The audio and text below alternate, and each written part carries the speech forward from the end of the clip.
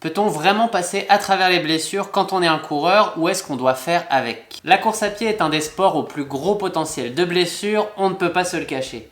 D'une étude à l'autre, les chiffres diffèrent un peu, mais la majeure partie d'entre elles s'accordent sur le fait que 30 à 50% des coureurs vont subir une blessure chaque année. Entre un coureur sur 2 et un coureur sur 3, autant dire que c'est énorme. Et ça n'est pas vraiment étonnant tellement les chocs répétés au sol à chaque foulée sont traumatisants pour le corps.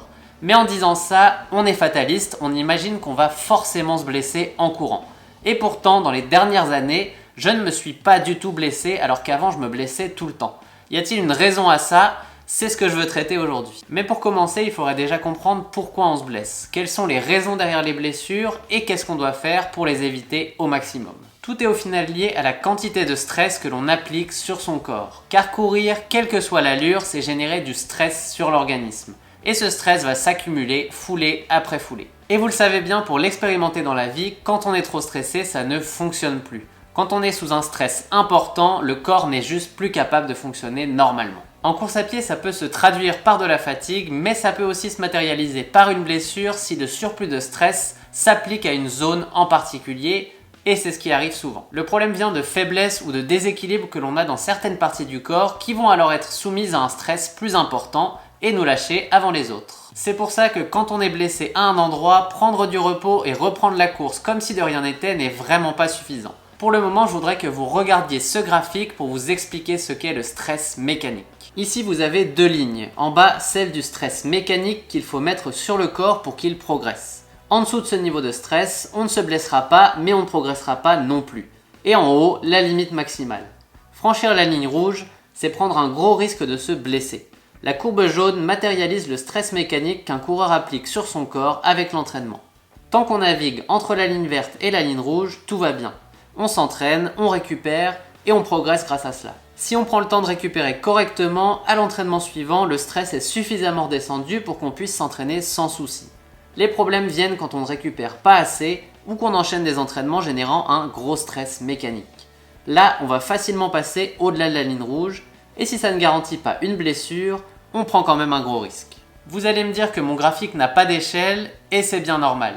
D'abord car ces données vont pouvoir évoluer avec le temps. Plus on va avoir d'expérience, plus notre corps va être fort et plus on va pouvoir augmenter la quantité de stress qu'on lui inflige. En effet, le corps s'adapte progressivement à la course à pied en se renforçant et en rendant le geste de la course de plus en plus naturel. Ainsi, nos limites de stress minimales et maximales vont petit à petit augmenter avec l'entraînement. C'est ce qui explique pourquoi, avec le temps, si on garde le même nombre d'entraînements, la même intensité, on s'arrête de progresser. Ensuite, ces valeurs sont très individuelles. Deux débutants en course à pied pourront en effet avoir une tolérance au stress mécanique très différente. Pour certains, 2 entraînements par semaine sera un maximum qui va les faire frôler leurs limites, tandis que pour d'autres, 4 entraînements par semaine pourra fonctionner sans problème. Et le problème, c'est que seules les expérimentations permettent de définir ce seuil précisément. C'est quand on se blesse qu'on sait où est notre limite.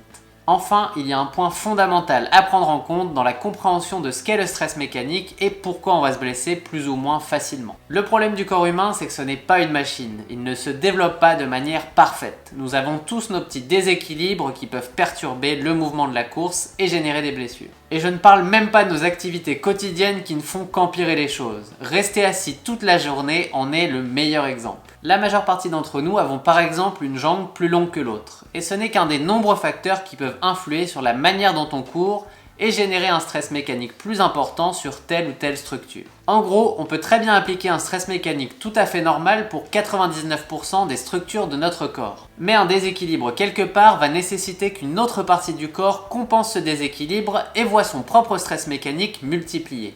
Et c'est cette partie du corps qui en général va se retrouver blessée. En fait, il faut se dire qu'éviter les blessures, c'est comme dans la vie. Tout va bien jusqu'à ce qu'on dépasse le niveau de stress qu'on est capable d'encaisser et là, rien ne va plus. Dès qu'on a une sensation de grande fatigue ou des douleurs inhabituelles, il faut traiter ça avant que ça se transforme en vraie blessure. Et mon but, c'est de vous aider à éviter les blessures en sachant ce qui va les repousser. Car on a pas mal de possibilités pour anticiper les problèmes et éviter les blessures. Et dans la prochaine vidéo, je vais vous donner toutes les choses qu'il faut faire ou ne pas faire lorsqu'on veut éviter les blessures au maximum.